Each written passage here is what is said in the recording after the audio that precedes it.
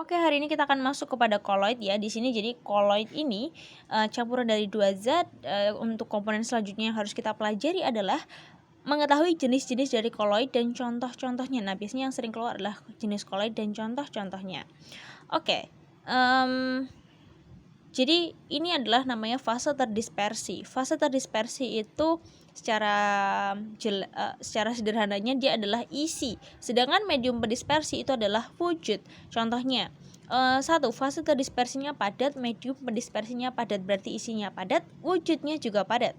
Namanya koloidnya adalah sol padat, contohnya kayu. Yang kedua, isinya atau fase terdispersinya adalah padat, tapi medium pendispersi atau wujudnya cair. Jadi sesuatu yang padat namun wujudnya cair. Contohnya namanya adalah sol, contohnya adalah tinta. Tinta itu kan wujudnya cair, tapi sebenarnya kalau kita lihat secara mikroskopis, di dalamnya tuh isinya adalah padatan-padatan kecil yang berwarna hitam, seperti itu. Kita lanjut yang ketiga. Fase terdispersinya adalah padat, medium pendispersinya gas. Jadi bentuknya itu adalah gas, tapi sebenarnya kalau kita amati lebih lanjut, dia isinya adalah padatan kecil. Namanya adalah aerosol padat, contohnya adalah asap ya. Asap itu wujudnya gas, tapi sebenarnya kalau kita perhatikan, asap itu isinya adalah partikel-partikel padat kecil berwarna hitam ya, sisa dari bahan bakar, seperti itu. Yang keempat adalah fase terdispersinya cair, medium pendispersinya adalah padat, seperti itu ya, cair dan juga padat. Jadi isinya cairan, wujudnya adalah padatan. Namanya adalah emulsi padat, contohnya adalah jelly ya. Jelly itu wujudnya padatan, tapi sebenarnya isinya adalah air gitu. Lalu cair dengan cair ya, isinya cair, wujudnya cair. Namanya adalah emulsi, contohnya adalah susu dan juga santan ya. Jadi dia dari partikel cair dan cair. Yang keenam ada wujudnya, isinya adalah cair, wujudnya adalah gas. Contohnya namanya aerosol cair, contohnya embun ya, embun atau kabut. Embun atau kabut kalau kita perhatikan bentuknya seperti asap ya. Jadi dia bentuknya gas, tapi sebenarnya isinya partikel-partikel air kecil-kecil yang berbentuk gas ya. Jadi kecil-kecil gitu. Nah, itu adalah embun. Yang ketujuh adalah gas dalam padat. Jadi isinya adalah gas, bentuknya adalah padatan.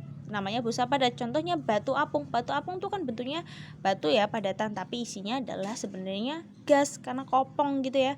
Terus yang terakhir adalah gas di dalam cair ya. Gas di dalam cair, dalam wujud cair contohnya adalah busa. Nah, ini contohnya adalah gelembung. Ini namanya busa, contohnya gelembung. Gelembung tuh kan isinya adalah gas, tapi luarnya atau wujudnya itu adalah cairan yang menyelimuti ya. Nah, ini adalah 8 jenis dari koloid yang biasanya keluar seperti itu. Nah, ada sifat dan juga fungsi dari koloid ya. Dia punya sifat namanya adalah efek Tyndall, yaitu menghamburkan cahaya. Jadi kalau di bumi ini tidak ada koloid, mungkin cahaya tidak bisa berhambur, matahari nggak bisa bersinar ke seluruh penjuru bumi gitu.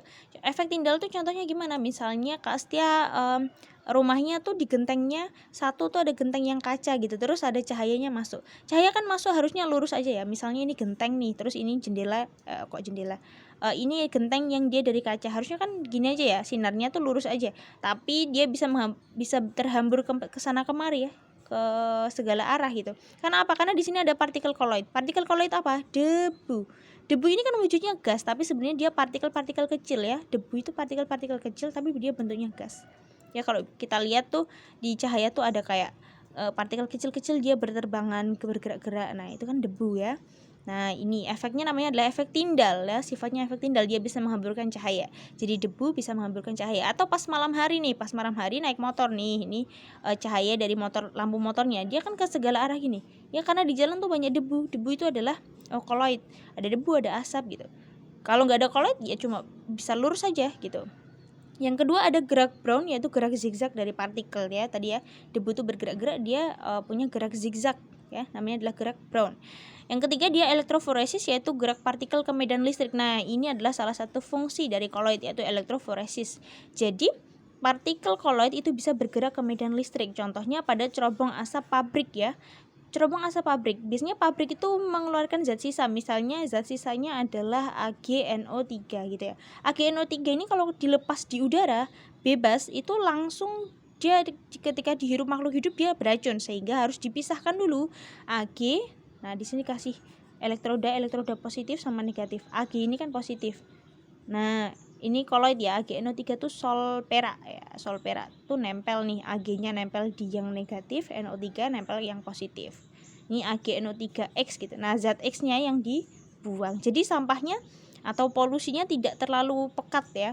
Kalau langsung dibuang AgNO3X dibuang langsung ke udara, wah itu sangat berbahaya, sehingga AgNO3 ini harus dielektroforesis ya. Ag-nya harus dipisahkan dan dia akan bergerak ke medan listrik. Ag bergerak ke negatif, NO3 ke positif. Sehingga yang X ini yang dibebaskan ke udara, tidak terlalu beracun sampahnya atau sisa dari pabriknya. Yang keempat adalah adsorpsi ya. Contohnya dalam pemurnian air dia pakai tawas ya, air dicampur tawas itu kan bentuknya koloid. Yang kelima adalah dialisis. Dialisis itu berfungsi seperti mesin cuci darah ya. Jadi ada membran semipermeable nanti untuk pemurnian koloid ya, untuk pemurnian koloid. Darah kan bercampur urin, terus dia dimasukkan ke mesin ya. Di sini ada selaput ya, darahnya masuk sini, terus yang bersih disimpan di sini, yang kotorannya keluar terus masuk lagi ke dalam tubuh ya. Konsepnya sama dengan mesin pencuci darah. Yang keenam ini adalah koloid pelindung. Koloid pelindung itu bisa menyatukan dua zat yang tidak bisa bersatu. Contohnya adalah air dan juga minyak. Air dan juga minyak tuh nggak bisa dia bersatu. Nah, gimana cara mensatukannya? Yaitu dengan koloid pelindung atau namanya emulgator. Emulgator ini adalah koloid yang bisa menyatukan dua zat. Air dan minyak itu bisa disatukan dengan sabun atau air sabun. Air sabun kan koloid ya. Air isinya sabun. Sabun tuh partikel padatan kecil-kecil gitu ya.